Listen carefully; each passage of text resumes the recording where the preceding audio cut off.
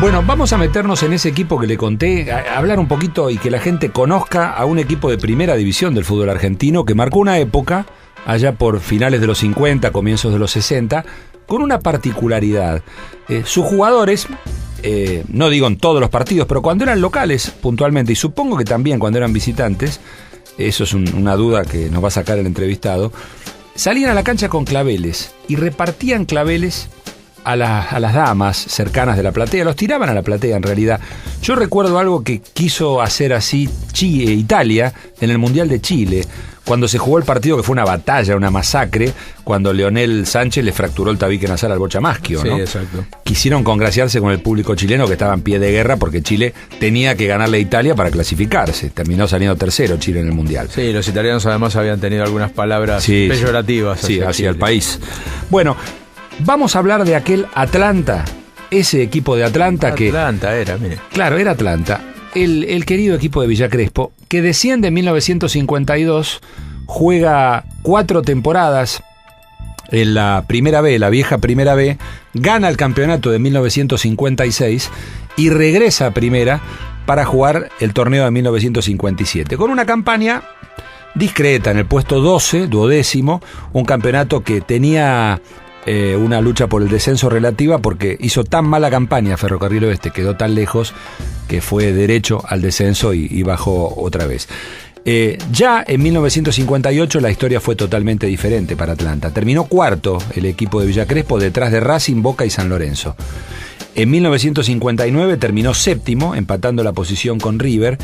Y en la década siguiente, en esos primeros años del campeonato, después de un año 1960 discreto, terminó cuarto en 1961, terminó séptimo en el 62 y quinto en el 63, o sea, y quinto en el 64 también, o sea, muy buenas campañas, ¿no? La verdad que vale la pena recordar también la cantidad de jugadores. Hoy jugaría a Libertadores. Claro, jugaría a Libertadores y Sudamericana. Sería un consuelo enorme para la gente de Atlanta que lucha junto con otros equipos por volver a un lugar donde hace rato que no estamos. Vamos a saludar a Néstor Straimel, que es un querido amigo, periodista de muchísimos años, que ha sido o sigue siendo dirigente de Atlanta, está muy cerca de todo lo que pasa en el club de Villa Crespo y por una cuestión generacional algo debe acordarse de aquel equipo de los claveles. ¿Cómo te va, Néstor? Hola, ¿qué tal, Alejandro? ¿Cómo te va, Rodolfo? La verdad que me emocionaron con las campañas de esos años, comparando. Mamita. No hay que hablar mucho de eso, hay que recordarlo con alegría y no mucho más. Porque es duro pensar en tanta facilidad para ocupar puestos de arriba, ¿no? Sí. Yo con el tema de los claveles, Adolfo Mogileski, que falleció hace 3 años, un día me contó cómo fue la historia. A ver. Él era el preparador físico, el director técnico era Osvaldo Subeldía, antes de Estudiantes, digamos. Claro. Y Adolfo dice que se quejaba porque los medios, los diarios especialmente, no le daban bolilla a Atlanta. Atlanta le ganaba a Boca o a River y ponían Boca perdió con Atlanta. Nunca ponían Atlanta le ganó a Boca. Sí. Y eso le daba bronca. Entonces empezó con unos cambios. El primero fue cuando cambió el número de todos los jugadores. Sí. Provocó una revolución para la época, digamos, claro. Años 60. Porque los periodistas se volvían locos. Y entonces cuando le preguntaban a Adolfo por qué cambió los números de los jugadores, Adolfo decía, pregúntenle a los jugadores si les molesta. Y un periodista dice que le preguntó a Clariá, que era el número 2, y Clariá dijo, a mí que me va a molestar si el número lo tengo atrás y no lo veo. Está bien. Y luego vino lo de los claveles en el 61, en un equipo que era durísimo, que tiraba claveles y después te mataba jugando y a patadas. Sí. Y los claveles eran un poco, dice Adolfo, para compensar también, que la gente crea que somos tan buenos. Pero los primeros partidos que salieron con los claveles, yo me acuerdo que los insultos que venían de los contrarios eran terribles. ¿Se ofendían? No, le gritaban de todo a los jugadores, qué sé yo. Es como si ahora se le ocurriera a alguien, si hubiese locales y visitantes, digamos. Claro. Salir con claveles a la cancha de visitante, por ejemplo. ¿Vos recordás que Atlanta llevase los claveles de visitante también? Sí, lo llevaba de visitante, sí, se acercaba a la tribuna de Atlanta y entregaba claveles. En general los tiraban o buscaban alguna chica que algún jugador se estaba conquistando, que era amiga o familiar. Claro. Atlanta, Néstor, había ganado la Copa Suecia en junio del 60, en abril del 60. Claro. Le había ganado la final a Racing, ¿no? Sí, la Copa se jugó en el 58 durante el Mundial, y la final quedó para 2 años y pico después, en la cancha del viejo gasómetro. Te voy a decir algo, quédate tranquilo, que la Copa Argentina del 71, del 70, perdón, la final la jugaron San Lorenzo y Vélez, empataron 2-2 y todavía no se jugó la revancha. O sea que más larga del mundo va a ser superada cuando se juegue. Sí, ese triunfo fue el único triunfo, digamos, que figura en los archivos de AFA como el único triunfo en primera de oficial de Atlanta. Claro, está bien. Ahora, uno estaba mirando la lista de jugadores. Eso le iba a preguntar a Néstor, si nos recordaba alguno de esos jugadores tan delicados que regalaban claveles. Pero la cantidad de jugadores que salieron en esos años de Atlanta. No, Atlanta vivía de eso, vivía de sacar jugadores, de venderlos, y en general traía, por ejemplo, qué sé yo, cuando vendió a Gatti y a Bonsuc a River, en 23 millones de pesos, y los pases de Hugo Sarich, Puchero Domínguez y Rubén Zárate, por ejemplo. Y todos pases así, después vendía a los que traía de River. Claro. Por ejemplo, vendió a un señor llamado Luis Artime a River, ¿no? Sí, entre otros. Que hizo alrededor de 50 goles en 60 y pico de partidos, siendo el 9 de Atlanta. 15 millones de pesos lo compró River a Artime. Fue cifra récord en la época. Claro, y vinieron a Atlanta José Luis Luna, Juan Carlos Puntorero y Jorge Fernández. Sí, Artime y Mario Grigol era juntos. Sí, los dos juntos. Después se fue, por ejemplo, Alberto Gonzalito. A Boca. Se fue el muñeco Madurga a Boca. No habiendo jugado nunca en primera. Claro, insólito eso, ¿no? Jugaba con Lendoiro. Claro. Y en el 65, ya un hombre grande que había venido del Club Las Palmas de Córdoba fue transferido a Rosario Central. Estoy hablando de Carlos Timoteo Grigol. Exactamente. O sea, hay una lista de jugadores. Bueno, Salomone fue incorporado a Racing de Pisuti. Carlos Biasuto se fue a Rosario Central. Néstor Herrera fue transferido a Boca. Bueno, una lista larguísima de jugadores en la misma época. ¿Cómo se podía definir a ese equipo? Vos decías que era durísimo el equipo. Tenía rasgos de Subeldía, evidentemente, y de Mogileski también, me imagino, previos a lo que casi uno tendría que pensar que fue un experimento o un antecedente muy similar al de Estudiantes de La Plata. Exactamente. Primero lo que cambió fue la preparación física. En ese sentido, Adolfo Mogileski fue un revolucionario. Fue el que inventó, digamos, entre comillas, las pretemporadas, el que creó los trabajos en circuitos, que hoy se hacen casi todos los clubes, y en esa época era muy discutido todo eso, pero realmente la preparación física del equipo era brillante. Y después las picardías de Subeldía, ¿no? Que inventaba jugadores, y qué sé yo, como Pichino Carone, que hacían unos líos bárbaros y además jugaban. Claro. Con una capacidad futbolística, Carone no estuvo demasiado tiempo y terminó yéndose a jugar a Vélez. Sí. Estaba mirando, por ejemplo, Boca fue campeón de 1964, ¿no? Boca le compra a Herrera a Atlanta y le compra a Alberto González.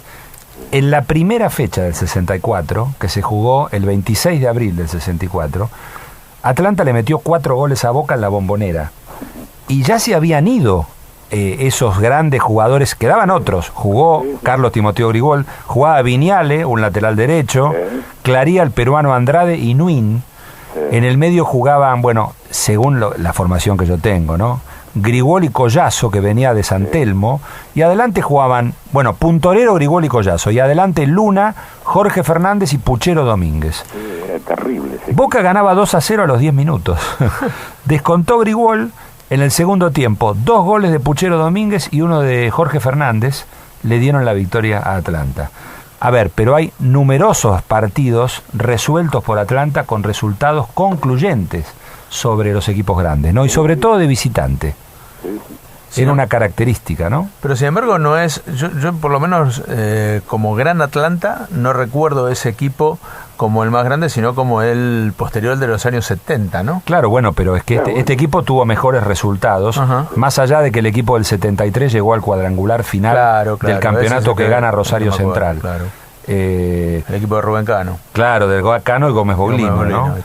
Bueno, pero es un digamos, ¿cómo? No, imagino que a lo mejor es muy difícil de saber, pero de buenas a primeras un día dejaron de llevar claveles porque no tenía sentido, porque ya no acababan, no conseguían más claveles, ¿no? Terminó el campiampeonato, se fueron el técnico y el preparador físico y cambió todo, obviamente, siempre pasa en el fútbol. Sí. Pero la gente de Atlanta, la gente mayor, claro, ¿todavía se acuerda de ese equipo o ya pasó totalmente a...? Nosotros, yo cuando era secretario de prensa de Atlanta y logramos el último ascenso al Nacional B, repetí lo de los claveles. Primero hasta convencer a los jugadores de que salieran con claveles. Sí. Y después salieron, el día que festejaban el título, además que ya eran campeones, ¿no? O sea, el tema de las cábalas, de todo eso, los jugadores son terribles. Y después lo que hicieron cada uno fue traer a su novia, a su esposa, a su hermana, a su mamá, ponerlas en la platea bien cerquita y llevar los claveles desde la cancha a los familiares. Bueno, fue todo un adelanto. Está bien, sí, eso, sí, fueron cuando estaban los Messi Soriano, digamos, todo eso. Bueno, está bien, por lo menos reeditaron claro, lo que fue aquel equipo. Un gusto que nos dimos, los veteranos, digamos. Bueno, estoy mirando, por ejemplo, el campeonato del 61 para poner un equipo más o menos emblemático, dirigido por Subeldía. En la tercera fecha, Atlanta le ganó el clásico a Chacarita 2-0 en Villa Crespo. Jugó con Herrea, Claría Inuín, Viñale, Grigol y Bettinotti, Carlos Grigol, Mario Grigol, Conde, Artime, Alberto González y Roque. Sí, ese es casi el equipo ideal, ¿no? El equipo ideal de esa época, sí, señor. Bueno, jugadores, Claría era, qué sé yo, Hacha Brava Navarro era un poroto. Un aprendiz. Poroto al lado de Claría. Carlos Grigol, que jugaba bien, también en el medio era Mostaza Merlo por dos. Esas cosas. Eran jugadores realmente increíbles. Sí, yo recuerdo haber escuchado a Carlos Grigol contarnos alguna vez la historia de Gatti, ¿no? Que llegó y debutó en el 62 con 20 años, o 19, cumplió al poco tiempo 20, y Gatti venía del campo, venía de una zona rural, directamente rural, y cuando llegó a la pensión no conocía el inodoro, y quiso hacer pis, y hizo pis en la rejilla del baño, porque no conocía el inodoro. Estamos hablando... eran otras épocas. Un día contó Carlos Grigol que cuando él jugaba en esos años en Atlanta, fueron con el primo, con Mario, el win derecho, a hablar con León Kolboski, que era el presidente, para decirle que no les alcanzaba la plata para vivir, que lo que ganaban no les alcanzaba, equipo que estaba tercero o cuarto en el campeonato. Entonces, ¿sabés lo que hizo Kolboski?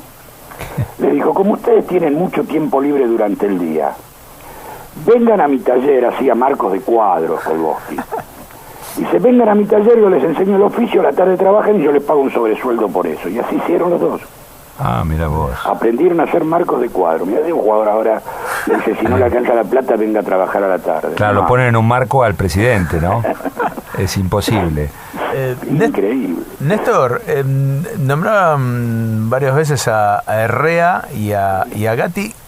Siempre tuve la duda, ¿quién aprendió de quién? ¿Quién fue el pionero en ese Herrea, ¿no? Sí, claro. Sí, sin duda, sin duda.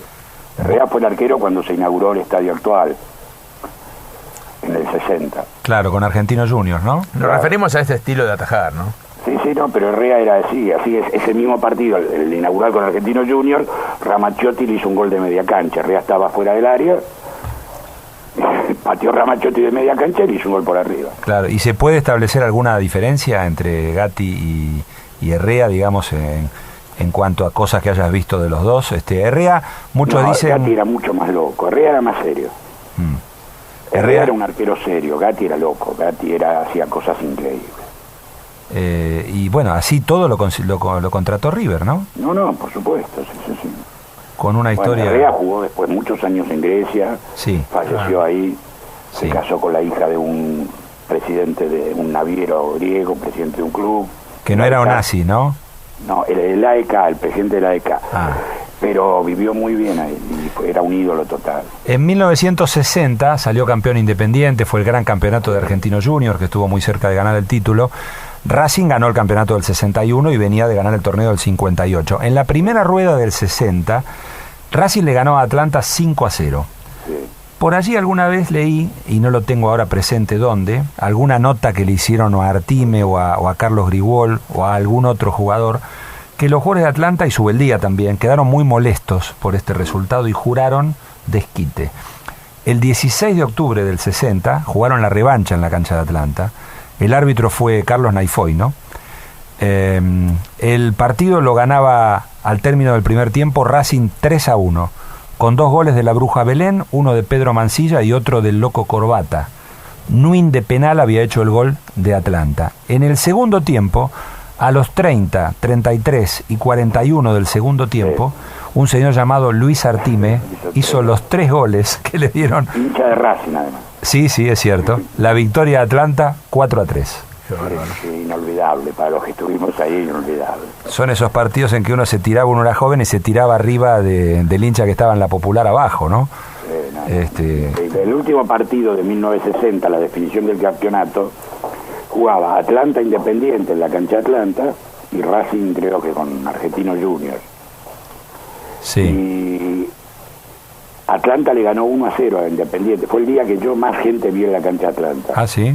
Estaba toda la tribuna lateral y la final de que da Corrientes con todos hinchas Independientes porque podían salir campeones. Claro. Nosotros estábamos todos apretados en la tribuna que da a Dorrego. Y Atlanta le ganó 1-0 con gol de Asprela, que fue el único gol que hizo en primera división según recuerdo. Y perdió Racing también y salió campeón Independiente. Mirá vos. Curioso final de campeonato. Final de campeonato. Cuando no se hablaba de incentivación ni nada de eso, ¿no? Claro, en realidad había, pero nadie decía nada, ¿no? Nadie. Era otra historia. Bueno, queríamos recordar aquel equipo de los Claveles porque yo no recuerdo estos que contaste vos sobre el equipo campeón de la B Metropolitana. Es un buen dato porque no recuerdo de otro equipo que haya salido a la cancha con flores y le hayan dicho algo, bueno o malo, desde las tribunas. Así que es un gran recuerdo y viendo la lista de jugadores que pasaron y que salieron de Atlanta, queda el recuerdo para ese equipo, ¿no? Néstor, gracias. No, gracias a ustedes. Un abrazo grande para Rolo, a quien hace mucho que no veo. Un abrazo grande, Néstor, a ver si nos vemos pronto. Bueno, dale. Abrazo grande. Néstor Straimel hablando del Atlanta de los Claveles, que dio cátedra.